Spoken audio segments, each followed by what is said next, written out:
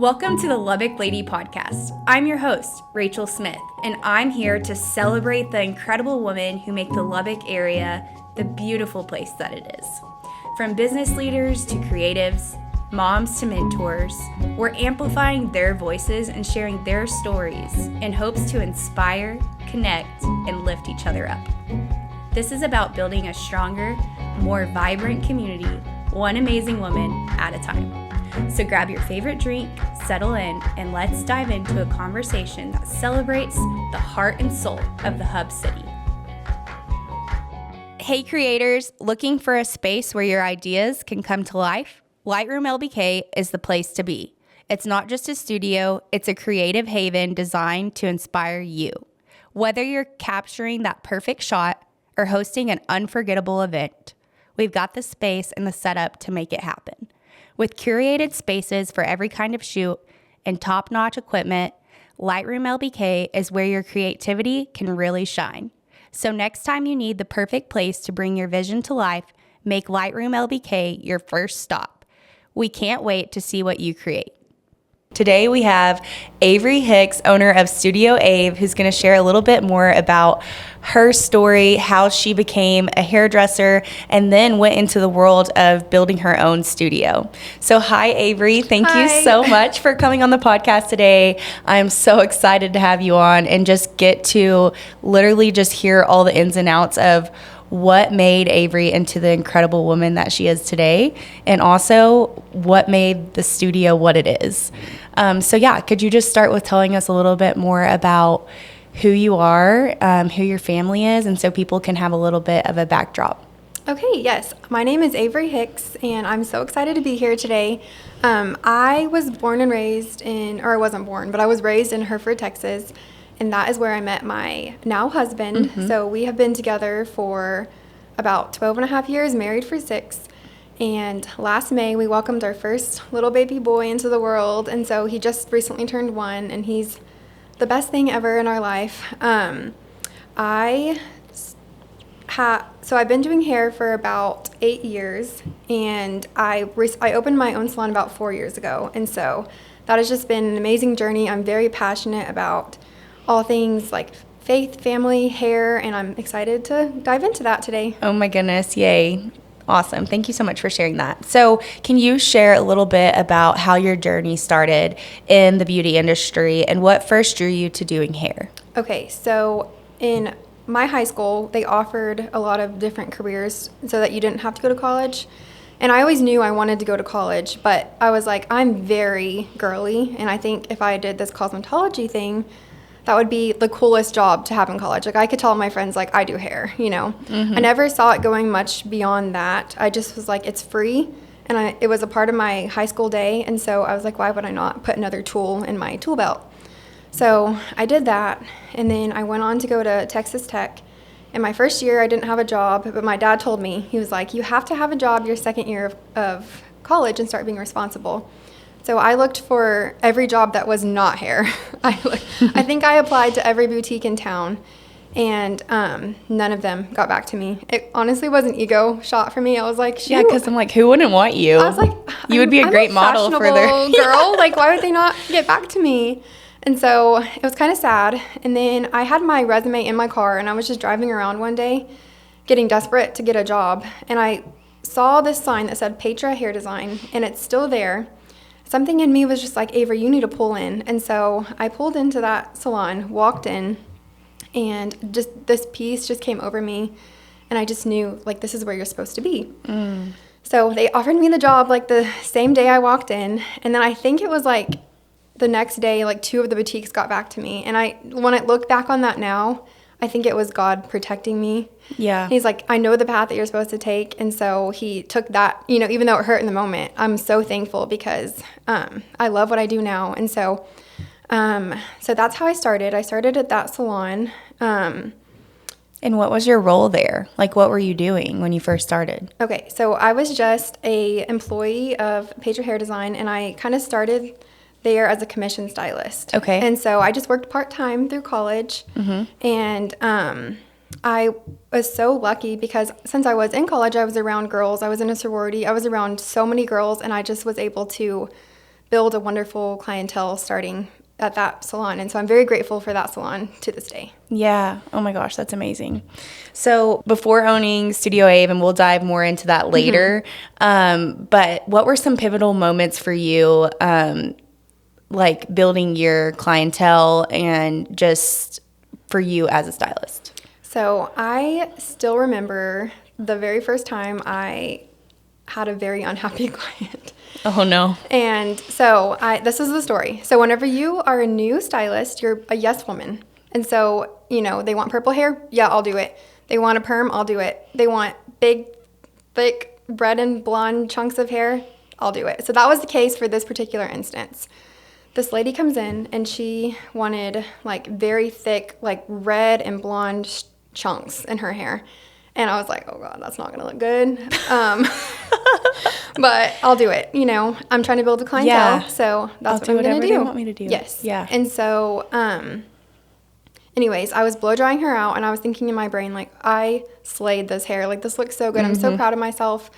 I turn her around in the chair and she literally screams, I hate it. Like, she screamed it like to me and I immediately started bawling.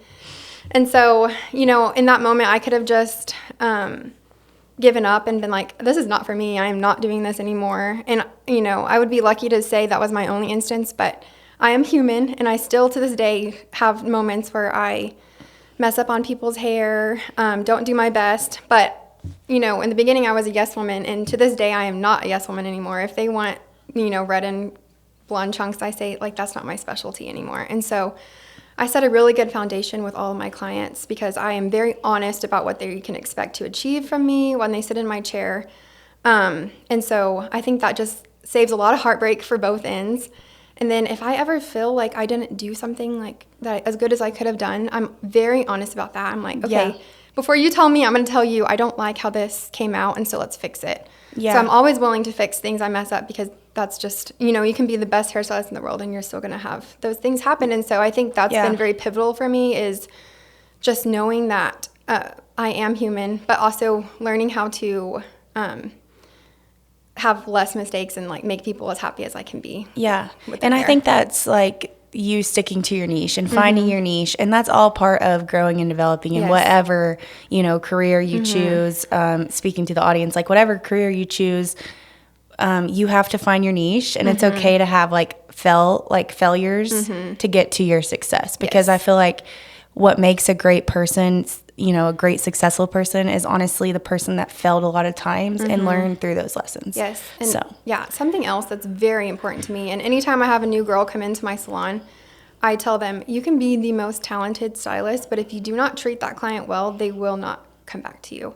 And so we have a saying in our salon, and it goes something like this. It's like, people will not remember what you said or what you did, but they will always remember the way you made them feel. And so that is kind of like the way that's my motto with doing people's hair, is trying to make them feel good, not just in their physical appearance, but in their in their heart. In their heart, yes. Yeah. I truly love everyone that sits in my chair. And so I think that's what differentiates me as a stylist, is it's not just like a transaction for me. No, you treat it as your ministry, and you really try to uplift and encourage that person that's sitting in your chair and whatever they're going through. And I've experienced that personally. Well, I've cried in your chair multiple times. So I'm just so thankful for you and all of your wisdom that you impart to me whenever I'm sitting in your chair. To me, it's not about the hair. And you do an amazing job. I love the way you do my hair and the way you cater to my specific needs. But more than anything, it's the conversations that we have, and they're so uplifting, and they build me up. And I know there's thousands of women that would say the same thing about you. Well, thank you. And trust me, it builds me up too. That's why I do this. I love it so much. Yeah, that's amazing. So I guess that's kind of what our next question is: what inspired you and motivated you in the early days? Is that kind of what motivated and kept you going, is honestly just the ministry of building women up? Or yes. So I have just, at first I worked for a lady that has had the same clientele for 30 years. And then I started booth renting, and I worked in a salon that a lady owned, and she's had the same clientele for 30 years. And so I've seen them do life with these people, pretty much most of their lives. And so I've already gotten to have a taste of that. And I have done so much life with so many different women, and I just have like a really cool story I would like to share, like just to kind of drive that home. So I get to go through like my own hardships with other women as well. And so my husband and I had a hard time conceiving our first son. Mm-hmm. And so I had certain clients that would come in that were also struggling with infertility. And so I would kind of be excited to have them because I could just talk to someone that just got it. And so this is kind of a backstory. So this is about a God wink that happened to me, and then it happened to my client as well. And it's just the most amazing story. And so it was about a year before I conceived my son. I was listening to this podcast, and it was a Sadie Robertson podcast. Mm-hmm. And this girl was talking about how she and her husband had a hard time getting pregnant. Mm-hmm. And she talks about how the month that she conceived, she started to see like a ladybug every day before she got her positive test. And it was like November, December at this time. And so she's like, why am I seeing a ladybug? She said that she just kind of kept it to herself and didn't tell anyone, but it was just kind of between her and God. Yeah. And Christmas Eve, her grandmother gifted her like a piece of china or something, and it had a ladybug on it. And she was like, I never told anyone, like, this is so crazy. And then she got her first positive the next day on Christmas morning. Oh. And so for me, I heard that, and I was like, okay, God, where's my ladybug? Like, where's, I started looking for signs, like anything, because I was just so desperate. I was in such a valley. Mm-hmm. I was so desperate to have a child. And so I think for a whole year, I'd go on walks and I'd like scan the ground for like any ladybug. Like, where are they? Yes. Like, are they landing on me? Where are they? I went through a whole spring and summer season like looking for a ladybug, and I never saw one. And then one day I was on a walk and I almost stepped on, it was like in my mind at first was like, oh, it's a mom ladybug with a baby on its back, which probably was not that. It was probably like ladybugs conceiving. but we'll go with that. Yes. But I saw that. And, whenever something like God happens, you just know. I knew that was from God. Like in that instant, I was like, okay, I'm going to get pregnant this month. And lo and behold, I did. Mm. And so go back to the salon. I have a girl coming in that I was really nervous because she had been dealing with a really long infertility struggle. She had lost her baby at 22 weeks, and then she was having a hard time conceiving after that happened. And so I was like, okay, I have to tell her I'm pregnant, and I just don't want to hurt her.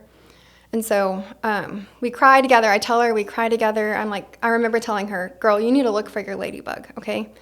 And then she left my salon. 30 minutes later, I get a text, and the door handle to go back into her work had a ladybug sitting on it. And I think this was like in November. And she conceived that month. And so just like that was so incredible to me because any doubt that I had that ladybug for me was from God was just like confirmed. Like he gave me that, and then he gave me the story to tell her, and then gave her that. Like, to pass the gift on. Yes, just doing life with people like that. And those kind of things happen all the time. And it's just very encouraging. And I just love, like, that's what motivates me to keep going in this career, is because I just have lifelong friendships with these people. It's not just like a transactional client for me.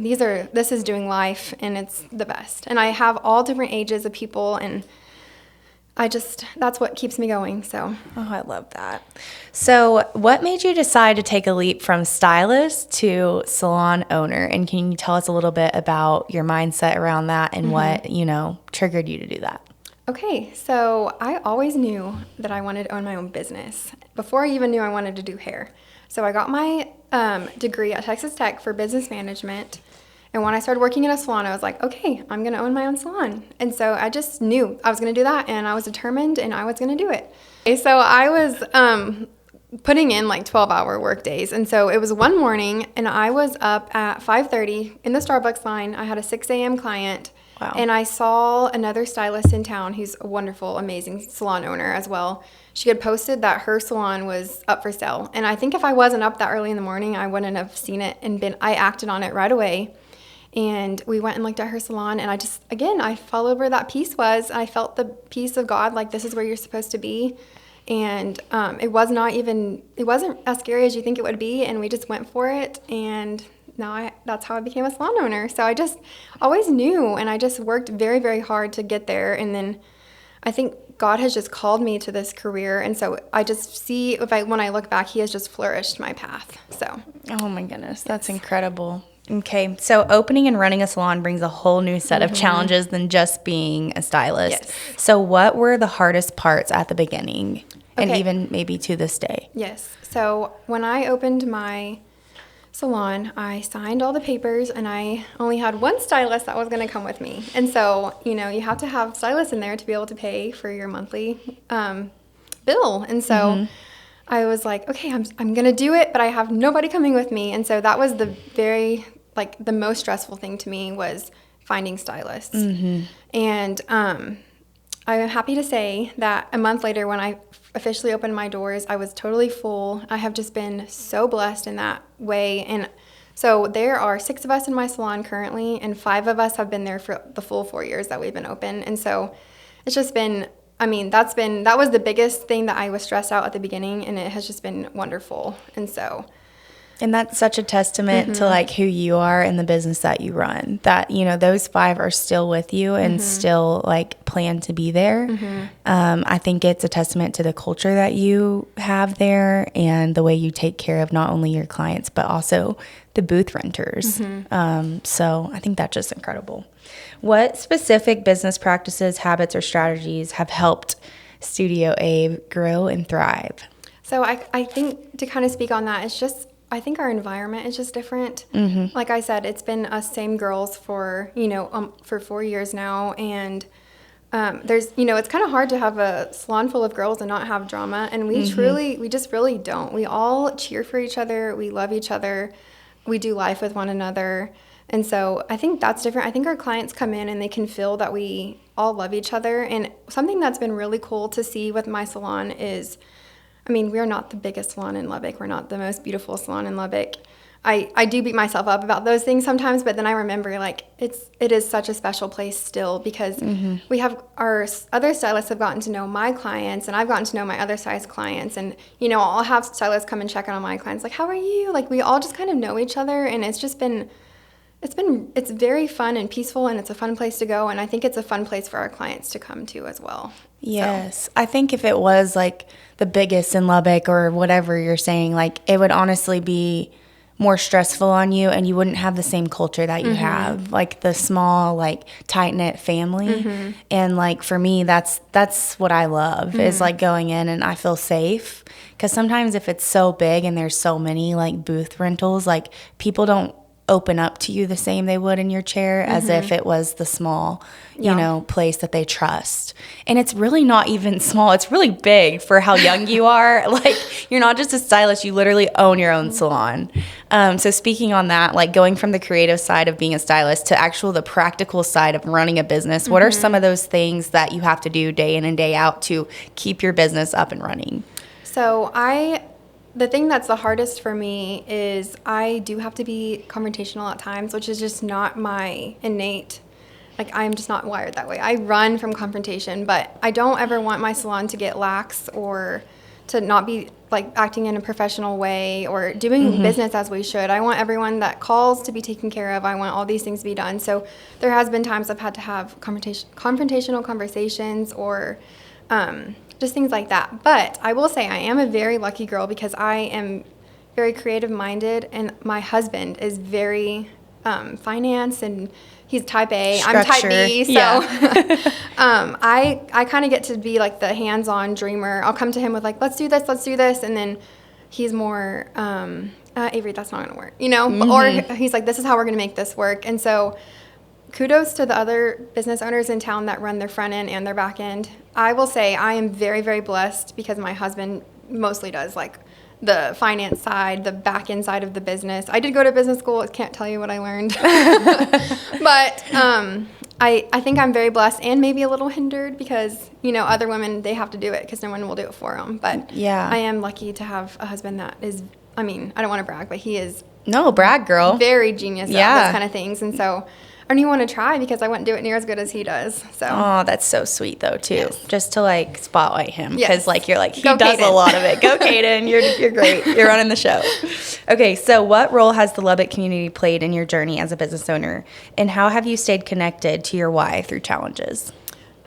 So like I said in the beginning, I did go to Texas Tech. And so I think that kind of sparked my success right away is because I was in like I was surrounded by amazing women when I started in this career. Were you in a sorority? I was in a Christian sorority called Phi Lam. Okay, awesome. And so that probably helped a lot. Yes. So many girls, they're like, I just moved here too. I don't have a hairdresser. And so I was like, come to me, you know? Yeah. And so that was a good start for me. And then just the longer that we live here, I'm just like, this is a special place. People here cheer for each other. They love each other. It's just like the longer we live here, I tell Kaden, like, we can never leave. We are so connected into this community of people, and our church is here, our business is here, our friends are here. It's just a wonderful place, and I'm excited because every year just gets better living in Lubbock, and so it really does because you get to know more and more people, and you just feel like the community. Yes, it's such a community. I think people move away from Lubbock, and then they're kind of like, shoot, what did I do? You know? No, I've known so many stories of like close friends of ours that moved to Dallas because they're like, Dallas is the place to be, and then they get there and they're like, oh my gosh, I miss community. I miss like being able to just drive 15 minutes and have coffee with a friend. Like, you know, just the little things that sometimes people take for granted. I know. It's a wonderful place. But yeah. You did say something about hardships as well. So finding my why in hardships. So I think there are definitely times in my job where I beat myself up and I'm like, okay, I'm like the worst hairdresser in Lubbock. I think the devil gets in my mind and lies to me, or there's just every job has things that you just don't like. And so that doesn't mean it doesn't mean that it's not the job that I'm called to do. And so I just remember that I was purposely placed here for a reason, and I'm very passionate about my career. And ultimately, the good things outweigh the bad things for me. And so that just keeps me connected, is I know that I'm supposed to be here for a reason, good or bad. That's so good. That's so true. Like sometimes in my career, I'm like, oh my gosh, this is so hard, or this really hurt me. And you know, you have to look at, okay, but any job's going to have cons, and like, do the pros outweigh the cons? Yes. That's so good. I love that. So for women who might dream of starting something on their own, whether that's a salon, a boutique, or something completely different, what practical advice or first steps would you share? If you are wanting to own your own business, you just need to be the hardest worker in the room. Like, look around you and work harder than all of those women are working. Never be lazy, and I think it's very important to put others ahead of yourself. I think that's very differentiating. So I was reading my son a book last night, and I saw these 2 verses in it that I was like, oh my gosh, I want to read these on the podcast tomorrow. Oh, so I love that. I'm going to go ahead share. and So John 15:16 reads, I have chosen you, and I have appointed you, and placed and purposely planted you.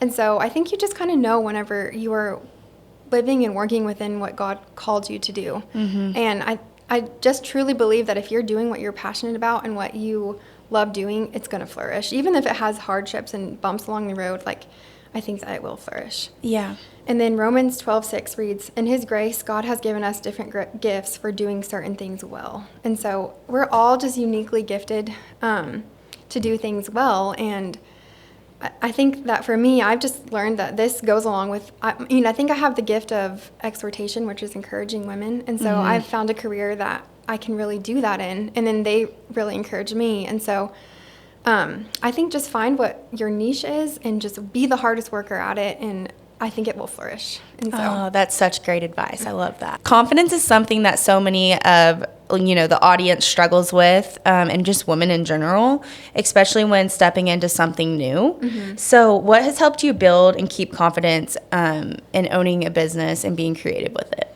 I think confidence really comes with time. When I look back as a baby stylist, I was not a confident stylist at all. And, we kind of say, like, fake it till you make it. You can't let the clients know that you're not confident in doing their hair. And so as I look back, and I remember days where I would go to sleep at night looking at my schedule, and I would just have like knots in my stomach, like, oh, I just don't want to mess them up tomorrow. I want to make them so happy.